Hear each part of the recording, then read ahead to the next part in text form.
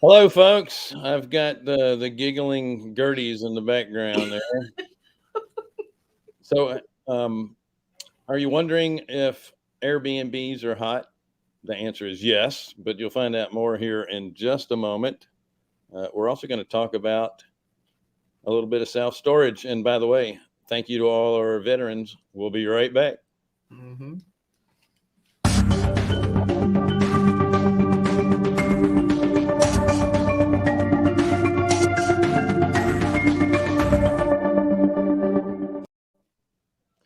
Boy, that cut off quick. And I like that everything's red, white, and blue for Veterans Day. Absolutely, and that Bill could join us even in his exotic location. Yeah, that's right. Yeah. Exotic location. So I can tell you, I was over here exotically trimming the hedges, and That's a little more information than I need, Bill. and I stepped right on a fire ant mound. So Ouch. now both ankles look like I have had a bunch of needles poked in them. Because you probably did. Yeah, those things will. By the way, I'm not a very good dancer, but I was dancing up a storm there in the yard. I hate when that happens. And we do want to congratulate or thank, actually, our veterans. We have one right here in the office, Dion Ellis. Our accountant is a veteran. Yes. Yep. So thank you for your service. Yes, big time. Absolutely. We wouldn't be here. All right, so thank you guys, folks, ladies as well, for joining us on the Real Estate Investor Show. Hard money for real estate investors. We are Carolina Capital Management.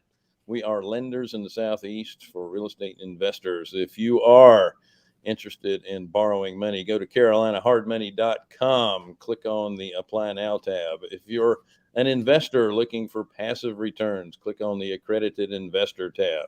Don't forget to like, share, subscribe, hit the bell.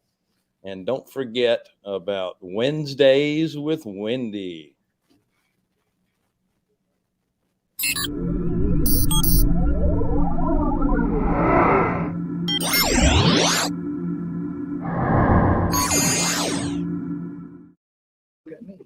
Wendy donates 30 minutes of her very important time each Wednesday to talk to anything to anyone about real estate. That's right. So, get on the calendar. She's usually booked out about 2 months in advance. Yeah, we're into the second week in January at this point. Mm-hmm. All I have to say is I do better without the teleprompter. I'll tell you what, it's we can see you looking at you, looking at you, looking at you in your glasses. It's like I see you looking at me, looking at you, looking at me. Yeah. Well, at least we can't get enough of us. Yeah. That's amazing. So you remembered all of that in your head? Yes. You didn't have the little teleprompter running on your computer? The teleprompter is at the office. That's right. I'm not at the office. Wow. You know what it is, Bill? It's a week of relaxation has cleared your brain fog, and now you can think. How awesome is that? Yay. And oh yeah, by the way, we do have a comment section on the right side or underneath your screen, depending on the platform you're viewing us from. So you can ask a question anytime. We may or may not answer it. No, we will. Yeah, we will. But yeah, we wanted to talk about a couple things, self-storage, and kind of highlight a few things that either learned recently or maybe that we think that is worth passing along, as well as Airbnbs, so short-term rentals, and then shameless plug, we have a long-term rental program that we can do single-family loans on 30-year AM rates starting as low as 3.75. Yeah, maybe. Most people are getting between 4.2 and 4.5. But yeah, we would love to talk to you about that. And the best part of that is it's a portfolio option. So if you've got multiple properties, they can all go into we can do one loan. We can do onesie twosies. We can do portfolios.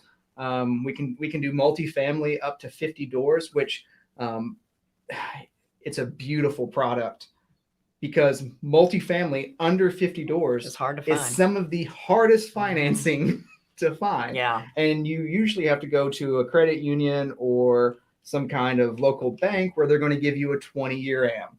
Yes, you're going to get a good rate, but you're going to get a 20-year AM. Our program is a fully amortizing 30-year product on small balance or small size multifamily. So we're doing one right now. I think it's 24 doors, and it's a 4.2 rate at a 30-year AM. I mean, and it's getting cash out. And it's a cash out. So, which is really nice. 75% LTV. Yeah. And looky there. Is Jay Connor really on the horn here? He Our said, dear, wonderful friend. Where is Bill? Bill, where are you? It's like Waldo. I'm in Inglewood, Florida. Which is near Sarasota. Yep. No. Right? No, it's near Fort Myers. Okay. Well, you need to explain. Okay, it's south of Tampa, north of Fort Myers. Is it near some water? Just a little. Just a little. Okay. I think, oh, look, he's giving us a close up and personal view. Oh, yeah. Yeah, that's pretty. I can see your boat out there. Yeah, it misses me. So let's hurry up with this show. Yeah. Yeah. You got Scott, stuff to do, right? Scott said, can you say what the minimum investment is? Okay. Oh, for the long-term stuff? Yes. The long-term, basically, it's a minimum credit score of 680 and a minimum loan amount of $75,000 for single family, a minimum loan amount of $250,000 for multifamily, and then basically max LTV of 80%. Cash out is 75%. Yeah. And I think he was thinking maybe it was the fund that was doing these loans. It is not the fund. We are doing this with a different company, actually. Mm-hmm. Yep. So it's not anything that we can lend on, but we are doing really well in the fund. Mm-hmm. And have had a great year, and it's continuing to go. And we're always looking for more money to put in the fund because we've got a lot of loans out there to place. Yeah, I mean, I was just looking at it between now and the end of the year, we have in excess of $12 million just in our pipeline to close between That's right. now and the end of the year. That's right. And we don't have $12 million to do it yet. So help us out, y'all. Okay, that said, let me make this legal. You must be an accredited investor. Please read the PPM. This is not an offer to solicit any money whatsoever. Your mileage may vary. Yeah. We don't want your money. Just read the PPM. And we can get you one pretty easily by going online to carolinahardmoney.com, click the investor tab, and you can sign up for the PPM right there. It'll there you go. Emailed right over to you. Well, let's talk about breaking news. Breaking news. Thank you, Bill. Yeah. No you problem. deal machine.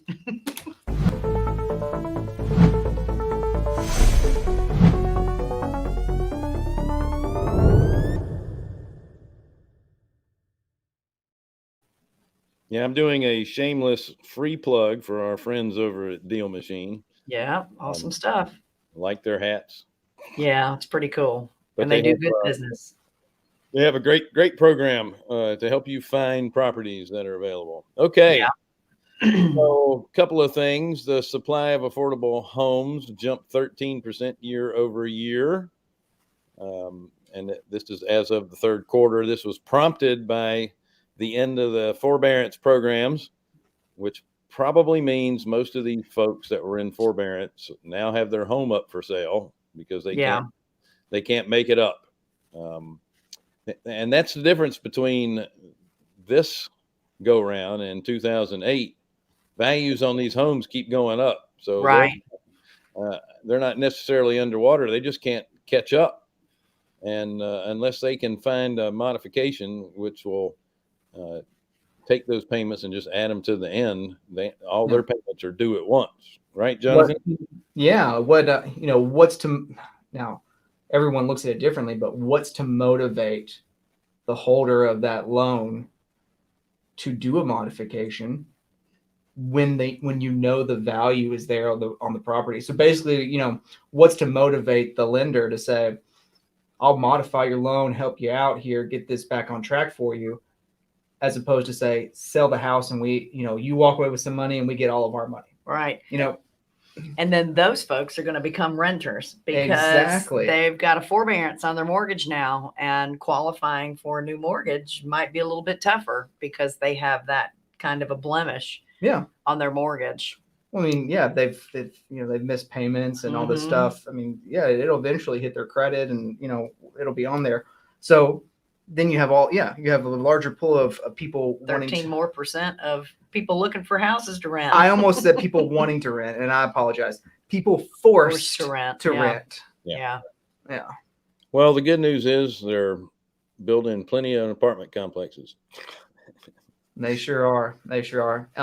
So what was that you said? I'm glad you brought that up, Bill, because Jonathan was just quoting us some information yesterday that he heard about, everybody's thinking that we've got a few years left, but Well, they're thinking that we're, undersupplied, Mhm. whether that's current inventory or inventory in progress. And God, I wish I could remember the lady's name. I can't.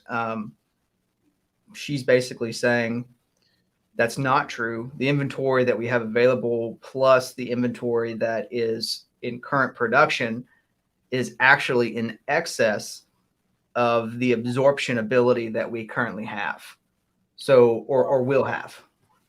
I don't believe that because we've gotten over 1 million new people into the country just in this past 8 months. Yeah. Again, That's a true statement. That's hard. That's hard to fight right there. Yeah, I mean that's not a false. I don't think that's a false statement. But yeah, I mean there are more people. It's the people who are able to. It's twofold. It's to fill in those rentals. Because I guess if we're overbuilding, what she's saying, perhaps overbuilding on A-class multifamily, there's going to be there of those million people that are added. How many of those are going to go into A-class, top of the rents facilities? Right. Probably. I mean, probably not most of them. Mm-hmm. So we could be overbuilding, oversaturated on that front. The one that I wanted to read in more detail is, she's also saying on the single family side as well, which is a harder pill for me to swallow because I'm like, man, is that true? Now, would I say that it's oversaturated potentially for first-time home buyers? No. Is it oversaturated for people who are looking for like their second, third, or fourth home?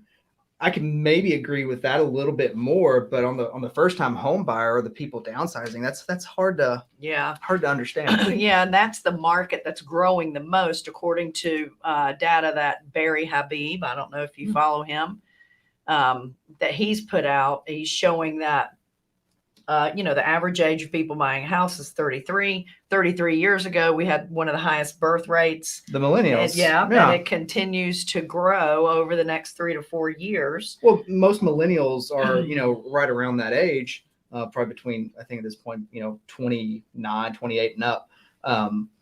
They're getting into that, where they want that house, that perhaps that family, Mm-hmm. if not, at least a dog or two where they can run around. Yeah. So there's good points on both sides that they're making, and who really knows? Well, the only God. Yeah, the only thing that and I apologize, I can't remember this woman's name. She accurately called the top of the market in 2005. And that's what she's famous for, or, what made her famous. So, when someone accurately calls something like that, and then they say, hey, here's the reasons why we're over in overproduction of single family and multifamily, then, it perks up your ears. You want to listen. Yeah. She's like a Nostradamus. And We'll see. Yeah. There's a lot of people making a lot of speculation, and it's just such an odd situation that we're in to begin with. It's hard to see what's really going to happen. You go outside every day and say it's going to rain. One day you're going to be right. That's right. That's exactly right. And then there's, we're talking about oversaturation of that market, and other things that have popped up and grown like crazy is, the Airbnb market. Just in. So we'll talk about that in just a minute. Okay. Let's finish up with some of this breaking news here, and then Okay. we'll jump into It's a all couple of breaking. real estate topics. 30-year fixed this week, 3.34% was the average. Woo, jumped. Yeah, a little bit, but that's an average. So that's not what the Fannie Freddie is, but it is a little bit higher, which it needs to be. I mean, inflation hit a 30-year high of 8%. 8%. Wages went up, but they only went up by 6%. So wages are still going backwards. And no one's working. Yeah. So the accessory dwelling units, everybody knows what those are, right? The ADUs, the mother-in-law suites. Yeah. She sheds. Yeah. They can increase the value of your property by up to 35%, that a study was showing recently. But here's kind of the drag on that. It's costing you an average of $260 a square foot to build one of those. Woo! So if you don't already have a detached garage with an extra story on it that you can just redo, it costs quite a bit of money, and I don't know that you're going to get your total investment out of it. If you're using it for cash flow, then you can probably get your money's worth out of it. But if you're using it for, like I said, a mother-in-law suite, that 35% to the value is not going to really make any difference. Sure. Well, most people don't have that money just sitting there to build it. They have to refinance and cash out some of the equity in their home to do that. Right.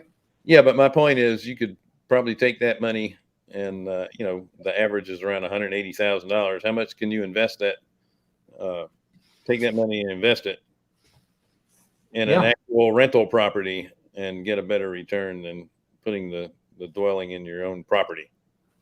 Well, I disagree with the cost to build that. 260 square foot is ridiculous. That's the might be average. In California, maybe. But well, you're averaging all the nation. Yeah. Average. And most of these units are in your bigger cities. Because they need there's a lack of space, and they want affordable housing, so to speak, inside of the major cities. Yeah. Well, even in Charlotte, they're encouraging you to add that additional dwelling unit. They're encouraging that within the city of Charlotte, changing the zoning laws so that so everybody's basically a multifamily lot, so that you can add that dwelling on there now. They're really encouraging that. So if they're doing that in Charlotte, I'm sure they're doing that elsewhere. Yeah. Well, that's a good time to talk about Airbnb. So if you're going to do it as a long-term rental, again, you might not get as much money out of it as you like if you're going to build it. But if you can Airbnb it, if you're in a nice part of town that's easily accessible to other areas that people would like to go to, Airbnb might be a nice solution to that dwelling. For sure. No, and build, I agree with you. I mean, it's everyone's preference, I suppose. I tend to try to keep as many people and strangers out of my yard as possible. So, adding that would not be as desirable for me as investing it into a separate investment. But sure.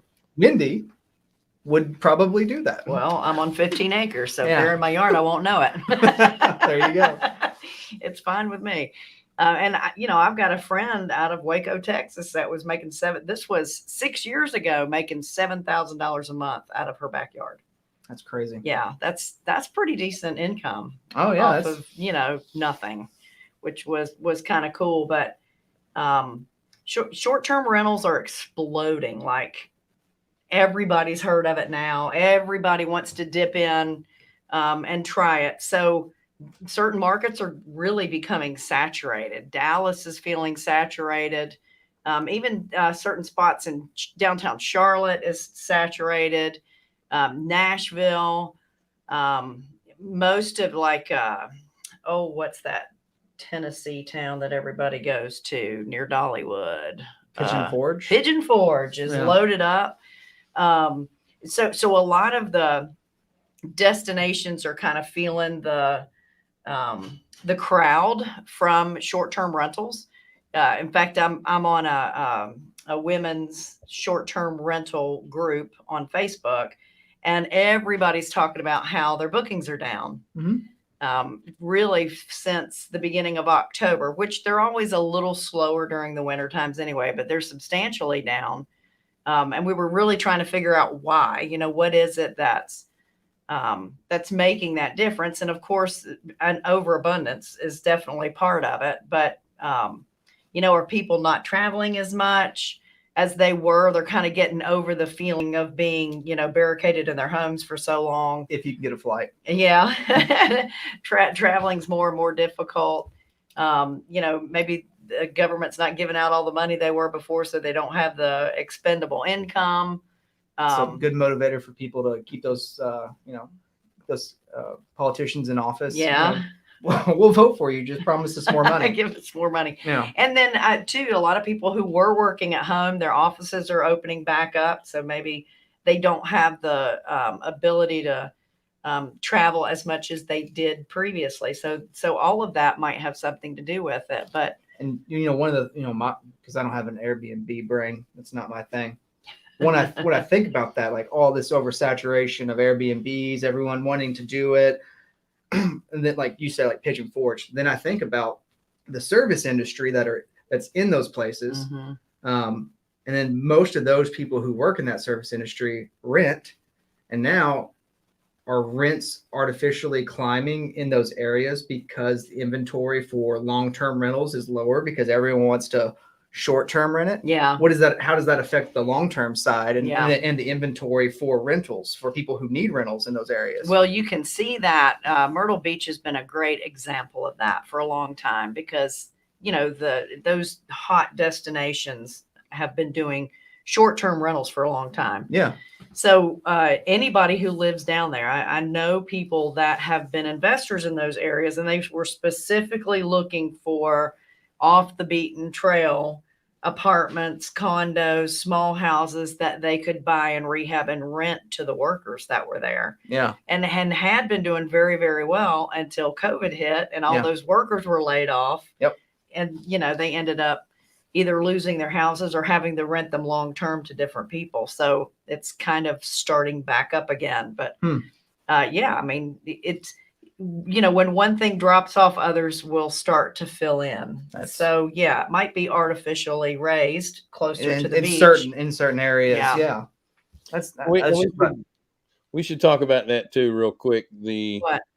The two differences in short-term rentals, one being a destination rental where it's going to be at a vacation area, and then the other one is really short-term for contract workers, nurses, people that are installing gigantic pieces of equipment in hospitals and power plants and that type of thing, and they're going to be there for 2 or 3 months at a time. I think the ones that aren't destinations are probably the ones that are going to have the most consistent occupancy versus the destination areas. What do you think? Yeah, well, just like we like to be in the recession-resistant business of lending, an affordable housing in an affordable housing market. I like to offer Airbnbs in an area that is, close to hospitals, family reunions, weddings, funerals, sports teams. The buy-in cost is lower, much lower. Is lower, so already there's more. You can play with more houses, That's buy right. more houses. And my rent rates are real similar to what you're going to get at a hotel. But a hotel, you get one room. With my house, you're going to get 2 or 3 or whatever, whatever it is you're looking for. So you're going to get more room. And it is more consistent. I mean, we don't, we're not slammed. You don't have big seasonal dips. That's exactly and highs. right. It stays consistent throughout. Now, I have seen really in October and November into November, slower bookings than we've had in quite some time. It's not empty, but we're half full. That's interesting. And I know you're in that women's mastermind. What are you all attributing that to, or the speculation behind it? That's what we don't know. We're really trying to figure that out. And I think even airlines have kind of felt that too, where they really started building their business back up again, and now it's kind of in a just leveling out a little bit. And I think that's really what it is. We still have, like where we are in our small town, I still have some traveling work crews, but I don't have the number of work crews this year that I had last year. Yeah. So I think that because of COVID, I had more because they were shut down and they needed to, it was a great time for them to do upgrades and things like that. So I think that made a huge difference. Sports teams, that's all still really strong, especially here in the Rock Hill market. Yeah, in the growing market, nonetheless, there's infrastructure, there's new construction, there's, the new Panthers practice stadium, all that good stuff. But according to the permits, like here in Rock Hill, our small little town of Rock Hill, they require permits. We have 1/3 more short-term rentals this year than we had last year at this time. So the market's starting to really get so that saturated. Right there, that tells me, slower bookings is because people have more options. That's exactly right. Yeah. That's exactly right. Which, the way it should be in a good economy. But a better economy would be that they'd continue to grow. Unfortunately, we're not going to have time to talk about self-storage because the time did fly. Out of time, but we'll cue that up for maybe the next week. Talk about it. We will be talking about it on our Sunrisers all right, meeting tomorrow. Talk about Sunrisers. So Sunrisers is a faith-based group that we've been, it's a real estate group, and we have been meeting for 19 years every Friday morning, beginning at 7:30 a.m. on Zoom, going through for an hour. And we have 50 to 70 people on that meeting, and they're from all over the country now. It's really, really a great way to meet other people and just talk about real estate. Yep, it's really awesome. And also on the self-storage stuff, just feel free to steal my idea. I thought about having a self-storage company where there was like 1, maybe 2 people there on hand that could help you load and unload your stuff, and you'd call it selfish storage. But he'll be here all week, folks. If you want to get the link to Sunrisers, can they email you and just say I'd like? Absolutely. They can also go to the Sunrisers Facebook page, and Sunrisers is spelled SONRISER. It's SON, not SUN. So the Sunrisers Facebook page, if they do a search on that, the link is on there as well. All right, perfect. All right, folks, thank you so much for joining us on the Real Estate Investor Show, Hard Money for Real Estate Investors. We are Carolina Hard Money.